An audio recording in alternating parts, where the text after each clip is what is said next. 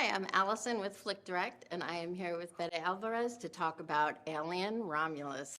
Tell me the conversation you had with Sir Ridley Scott about, I want to write and direct an alien film. Well, it wasn't that way. I asked his permission, actually, to write and direct.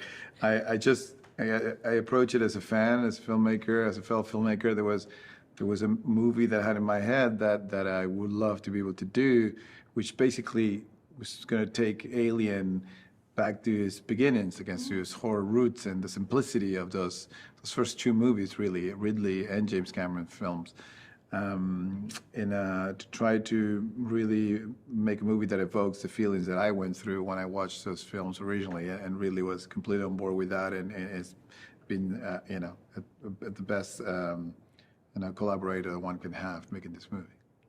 Why was now the right time to do it?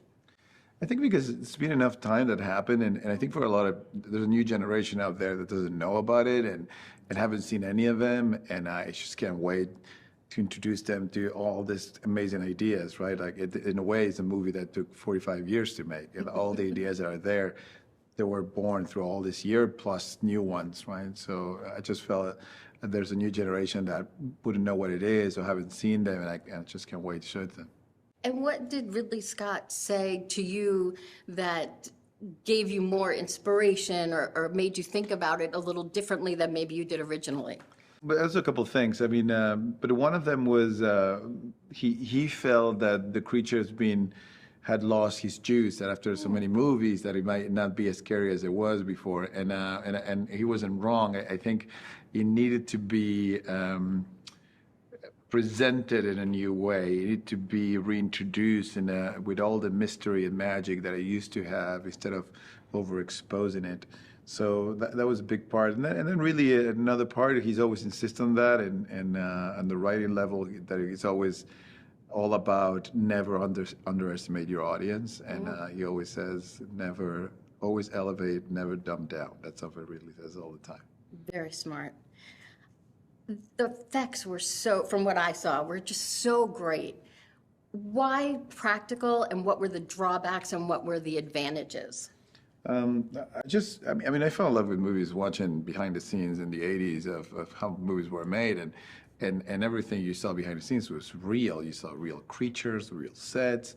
Maybe once in a while you would see some green screen, but that wasn't a thing back then. So once, when it was my turn to make movies, you want to make them the way you learn how to make them, the way you saw people were making them. So that's why probably there's the tendency usually of trying to make it with more old school techniques. I do believe for horror, nothing real beats the real thing. You see the real thing. Not only you as an audience, but the actors have them right on their faces, and you can see it on the performances that they're truly intimidated by the presence of these things. And I just feel it's just way more effective.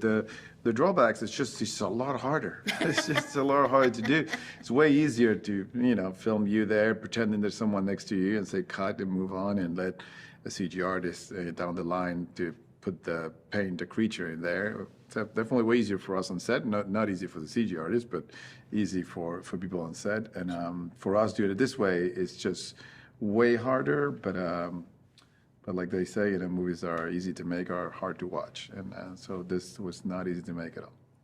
If they asked you to come back and do a number 8, would you do it, and why or why not? Yeah, absolutely. Like, in order to make sense, usually it has to do with the characters, and if you want to follow these characters to more stories. So in order for that to happen, first we have to see if anybody survives this movie. It has to be characters alive to be more. If you were in a room with them, would you survive? Yes. All right.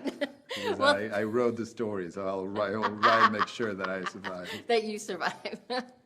All right. Well, thank you so much for your time. I can't wait for audiences to see it. Me too.